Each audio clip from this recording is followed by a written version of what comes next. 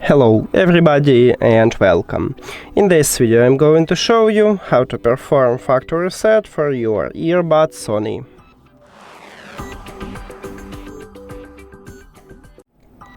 You have to start by put your earbuds to the charging case and do not close the case. Now, right here we have touch areas, and you need to press and hold the both of these touch areas until this LED light stopped flashed.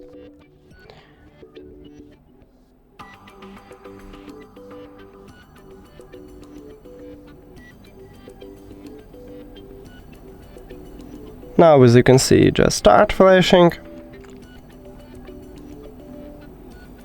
And we keep holding it. And now it stopped. After that, you can remove your earbuds from the charging case and it will reconnect to your phone. You don't need to remove it and add from your phone. That's it. Thank you for watching this video. If you found it helpful, please consider subscribing to the channel and leave the like on the video. See you later!